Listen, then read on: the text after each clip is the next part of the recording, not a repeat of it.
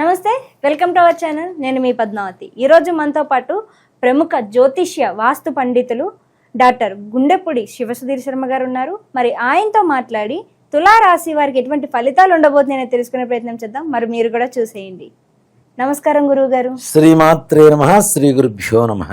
గురువుగారు, మనకి ఆదాయ వ్యయాలు అనే విషయానికి వచ్చేసరికి ఆదాయం అనగానే మనకు వచ్చే సంపాదన, వ్యయం అనేది వచ్చేసరికి మనకి ఖర్చు అవుతుంది అని చెప్తారు కదా. అంటే ఇది వాస్తవమే అంటారా, లేకుంటే ఆదాయ వ్యయాలు కావచ్చు, లేకుంటే రాజపూజ అవమానాలు కావచ్చు, ఇవి వేటి పరంగా లెక్క వేయచ్చు అంటారు? నిజంగా చెప్పాలంటే మనం చిన్నప్పటి నుంచి కూడా మెంటల్గా ఫిక్స్ అయిపోయి ఉన్నాను. ఆదాయం అంటే డబ్బు, ఖర్చు, వ్యయం అంటే ఖర్చు అని.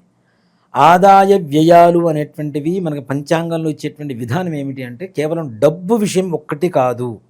ఆర్థికం, ఆరోగ్యం, కుటుంబం, మనశ్శాంతి, విద్య, మనం అనుకునేటువంటి కార్య సంకల్ప విజయం, ఇవన్నీ ఓవరాల్గా కలుపుకుంటే వీటిల్లో ఏ ఒక్కటి లోపించినా మనశ్శాంతి లోపిస్తూ ఉంటుంది.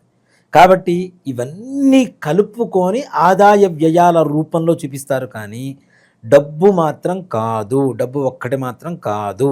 మనకి ఓవరాల్గా ఈ సంవత్సరం మొత్తం ఉండేటువంటి ఫలితం, మనకు ఉండేటువంటి మనశ్శాంతి, మనకు ఉండేటువంటి కార్య విజయం ఏదైతే ఉందో ఈ ఆదాయ వ్యయాల రూపంలో చెప్తాం. కానీ కేవలం డబ్బు ఒక్కటే ఎంత వస్తుంది, ఇంత ఖర్చు అవుతుంది అనేది మాత్రం పిచ్చి అపోహ అని చెప్తాను నేను. కాబట్టి ఆ విధంగా చూసుకోకండి. తప్పనిసరిగా మనం ఓవరాల్గా జీవితం మొత్తం సంవత్సరం, ఇప్పుడు 1% ఇంట్రెస్ట్ అని చెప్తారు నాన్న, బ్యాంక్ వాడు చెప్తున్నా. 1% ఏంటంటే ప్రయాణం కదా. అట్లానే ఆదాయ వ్యయాలు కూడా మనం పంచాంగంలో చెప్పుకునేవన్నీ కూడాను సంవత్సరం మొత్తానికి పనికొచ్చేట్టుగా మనకు ఉండేటువంటి మనశ్శాంతినే ఆదాయ వ్యయాలుగా చూసుకోవాలని చెప్తాం. గురువుగారు, అసలు తులారాశి వారికి ఉగాది నుంచి ఉగాది వరకు చూసుకుంటే ఎటువంటి ఫలితాలు కనిపిస్తున్నాయి, దాంతో పాటుగా వీరు ఎటువంటి పరిహారాలు చేసుకోవాలి అన్ని ఫలితాలు సుఖంగా ఉండాలంటే కనుక? ముఖ్యంగా నాన్న, ఎన్నో రోజుల నుంచి పడుతున్నటువంటి కష్టాలు మొత్తం తీరిపోయేటువంటి పరిస్థితి ఈ తులారాశి వారికి ఈ సంవత్సరం వచ్చిందని చెప్పుకోవచ్చు. మే 15వ తారీఖు నుంచి ఇంకా అద్భుతంగా ఉంటుంది. ముఖ్యంగా తులారాశి వారి ఆదాయ వ్యయాల విషయానికి వస్తే ఆదాయం 11, ఖర్చు 5, బాగుంది. రాజ్యపూజ్యం 2, అవమానం 2. తులారాశి వారికి నాన్న అష్టమ స్థానంలో ఉండేటువంటి గురుగ్రహ బాధ నివారణ కలుగుతోంది మే 15వ తారీఖుతో. చిన్న చిన్న పనులు చేసుకునేటువంటి వ్యక్తులు కావచ్చు, ఎవరి దగ్గరైనా పని చేస్తూ ఉంటారు. పని చేసినంత మాత్రాన యజమాని వీళ్ళని ఓన్ చేసుకోవాలన్న గ్యారంటీ లేదు.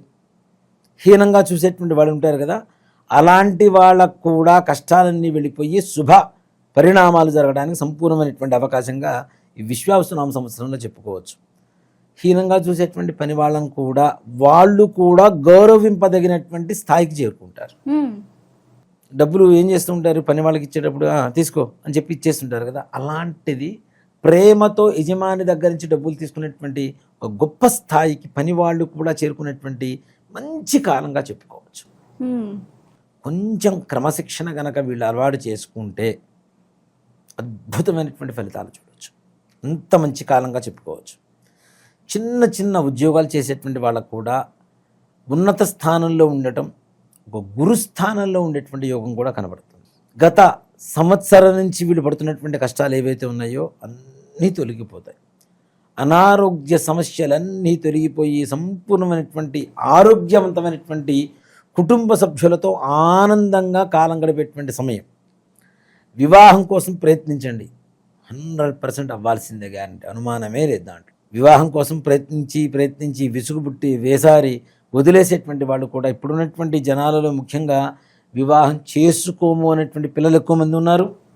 వద్దు మేము పెళ్లి చేసుకోమనేటువంటి వాళ్ళు చాలామంది ఉన్నారు.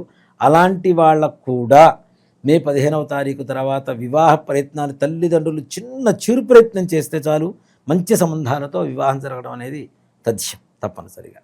అలాగే ఇంట్లో ఉండేటువంటి పెద్దల అనారోగ్య స్థితి కూడా మెరుగుపడి ఆరోగ్యవంతులుగా తయారవుతారు. రైతుల విషయానికి వస్తే రైతులు కూడా చాలా ఆనందదాయకంగా ఉంటారు నాన్న. రైతు బాగుంటే దేశం బాగుంటుంది. మనం ఎంత సంపాదించినా, ఎంత బంగారాన్ని తినలేము, డబ్బులు తినలేము. తినేది 4 మెతుకులు. ఆ 4 మెతుకులు పండించేటువంటి వాళ్ళు రైతులు. కాబట్టి రైతులు బాగుండాలి. ఆ రైతులకు కూడా సకాలంలో వర్షాలు పడుతూ ఉంటే చక్కగా మంచి పంటలు చేతికి వస్తాయి, చక్కగా సంపాదించుకునేటువంటి పరిస్థితి కనబడుతుంది. రియల్ ఎస్టేట్ రంగం వారి వ్యవహారానికి వస్తే రియల్ ఎస్టేట్ రంగం వారు కూడా ఈ సంవత్సరం తులారాశి వారు అధికమైనటువంటి ఆర్థిక లాభాన్ని పొందేటువంటి సంపూర్ణమైనటువంటి సానుకూలంగా ఉండేటువంటి సమయంగా విశ్వావసునామ సంవత్సరాన్ని తులారాశి వారికి చెప్పుకోవచ్చు. మంచి ఆదాయం ఉంటుంది. అసలు దీని మీద పెద్దగా లాభం రాదు అనుకునేటువంటి ప్రాజెక్టులు కూడా వాళ్ళు ఊహించిన దానికంటే మంచి అధికమైనటువంటి లాభాలను తెచ్చిపెడుతూ ఉంటాయి. అలాగే చుట్టుపక్కల ఉండేటువంటి వ్యక్తులతో కొంతమందితో జాగ్రత్త. మోసం చేసేటువంటి వ్యక్తులు ఎక్కువగా ఈ తులారాశి వారి చుట్టూ తిరుగుతూ ఉంటారు. వీళ్ళని టెంప్ట్ చేసేటువంటి లక్షణాలతో ఉంటారు. కాబట్టి అట్లాంటి వాళ్ళతో కొంచెం జాగ్రత్తగా ఉండండి. వాళ్ళు ఎలా ఉంటారు అనేటువంటి విషయానికి వస్తే కొంచెం హైట్ తక్కువగా, కలర్ తక్కువగా, దాదాపుగా కళ్ళజోడు అంటే స్పెట్స్ కలిగినటువంటి వ్యక్తులు దగ్గర అవుతూ వీళ్ళను మోసం చేస్తూ వీళ్ళ దగ్గర ఉన్నటువంటి డబ్బుల్ని వాళ్ళు అపహరించుకొని వాళ్ళ అవసరాల కోసం వాడుకునేటువంటి పరిస్థితులు కనపడుతున్నాయి. కాబట్టి తగిన జాగ్రత్తలు తీసుకోవాల్సినటువంటి పరిస్థితి. అలాగే విదేశీ ప్రయాణాల కోసం ప్రయత్నించేటువంటి వారికి కూడా చాలా సానుకూలంగా ఉంటుంది. వీళ్ళు ఒక మాట చెప్పాలంటే ఇంకా మనం విదేశాలకు వెళ్ళలేం, ఇక్కడే ఉండిపోతాం అనుకునేటువంటి భావన కలిగినటువంటి వాళ్ళకు కూడా ఈ సంవత్సరం ప్రయత్నిస్తే తులారాశి వారికి తప్పనిసరిగా విదేశీ ప్రయాణం ఉంటుంది. ఏదో ఒక విధంగా విదేశంలో అడుగు మోపి అనుకున్న పనులు పూర్తి చేసుకొని వచ్చేటువంటి కార్యదక్షత కలిగి ఉంటారు ఈ తులారాశి వాళ్ళు ఈ సంవత్సరం. విద్యార్థుల విషయానికి వస్తే వారికి కూడా ఉన్నతమైనటువంటి యొక్క కాలంగా చెప్పుకోవచ్చు. వాళ్ళు చదువుకున్నటువంటి ఏ చదువైనా సరే, ఎలాంటి విద్య అయినా సరే కష్టతరంగా కాకుండా చాలా సులభవంతంగా వీళ్ళు తప్పనిసరిగా జ్ఞాపక శక్తిని పెంచుకుంటూ వాళ్ళ మస్తకంలో పెట్టుకొని పరీక్ష రాసి రావడం, ఉత్తమ ఉత్తీర్ణత కలగడం అనేటువంటి తప్పనిసరిగా జరుగుతుంది నాన్న. అలాగే భార్యాభర్తల మధ్య ఉండేటువంటి గొడవలు ఏవైతే ఉన్నాయో అవి కూడా తీరిపోయి దాంపత్య సుఖ జీవితాన్ని సంతోషకరంగా అనుభవించడానికి అవకాశం కలుగుతుంది. అలానే ముఖ్యంగా ఈ యొక్క సంవత్సరం ఈ తులారాశి వాళ్ళు విశ్వావసునామ సంవత్సరంలో తులారాశి వారు ఎవరైతే ఉన్నారో వాళ్ళల్లో మనకి ఆర్మీలో పనిచేస్తూ ఉంటారు కొంతమంది. అలాంటి వాళ్ళు కొంతవరకు జాగ్రత్తగా ఉండవలసినటువంటి పరిస్థితి. అలాగే శత్రువులు కూడా మిత్రులుగా మారుతూ ఉంటారు. ప్రమోషన్స్తో కూడుకున్నటువంటి ఉద్యోగాలు, నిరుద్యోగులు కూడా ప్రయత్నిస్తే మంచి ఉద్యోగం, వ్యాపారం కూడా ఉన్నత స్థానంలోకి వెళ్ళటం, అలాగే వృత్తి వ్యవహారాలలో కూడా సంపూర్ణమైనటువంటి పెద్దల మన్ననలు, మద్దతులు వీళ్ళకి కలుగు చేయటం, తద్వారా మంచి ఆర్థిక లాభాలు, సుఖ సంతోషాలు ఇంట్లో వెల్లివిరుస్తాయని చెప్పడంలో ఏమాత్రం కూడా సంశయం లేదు నాన్న. చాలా బాగుంటుంది. కొంచెం చిరుపాటి ప్రయత్నం చేస్తే తప్పనిసరిగా సఫలీకృతులు అవుతారు. కానీ గురువుగారు ఎంత మంచి ఫలితాలు కనిపించినప్పటికీ కూడా కాస్త అక్కడక్కడ మిశ్రమ ఫలితాలు అనేవి కనిపిస్తున్నాయి. మరి ఇలాంటి విషయాల్లో ఎటువంటి పరిహారాలు చేసుకోవాలంటారు వీరంతా కూడా?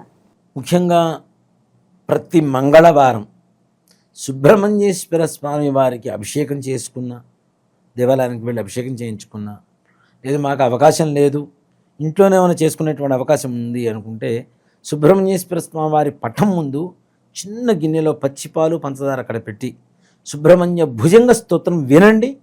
విని ఆ యొక్క పాలు, పంచదార ఏవైతే ఉన్నాయో మిశ్రమాన్ని స్వామివారికి నివేదన చేసి తప్పనిసరిగా ఆ యొక్క తీర్థప్రసాదాలు స్వీకరిస్తే సంతాన విషయంలో, వివాహ విషయంలో, ఆర్థిక విషయంలో, అలానే పిల్లలు మాట వినేటువంటి విషయంలో కావచ్చు, రియల్ ఎస్టేట్ వ్యాపారం చేసేటువంటి వాళ్ళకు కావచ్చు, రాజకీయ నాయకులకు కావచ్చు, ఏ రకమైనటువంటి వృత్తి వ్యాపారాలు చేసేటువంటి వాడు కావచ్చు, ఉద్యోగ విషయంలో కావచ్చు, సుబ్రహ్మణ్యేశ్వర స్వామి వారి పరిపూర్ణమైనటువంటి అనుగ్రహం కలిగితే చాలు నాన్న.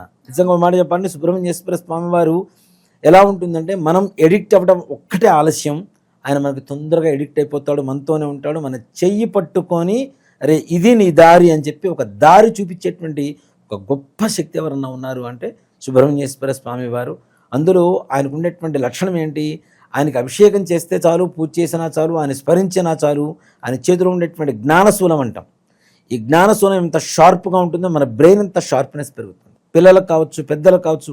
అసలు ఈ తులారాశి వాళ్ళ కుటుంబంలో ఏ ఒక్కళ్ళు పుట్టినా సుబ్రహ్మణ్యేశ్వర స్వామి వారిని స్మరించడం అనేటువంటిది, పూజించడం అనేటువంటిది చేస్తే వాళ్ళకు ఉండేటువంటి సకల కష్టాలు అన్నీ తీరిపోతాయి నాన్న. చాలా చక్కగా వివరించారు గురుగారు. అసలు వీరికి ఎటువంటి ఫలితాలు ఉండబోతున్నాయితో పాటుగా ఎటువంటి పరిహారాలు చేసుకోవాలో కూడా చాలా సింపుల్గా వివరించారు, ప్రతి ఒక్కరూ చేసుకునే విధంగా. ధన్యవాదాలు గురుగారు. శ్రీమాత్రే నమః. శ్రీ గురుభ్యో నమః.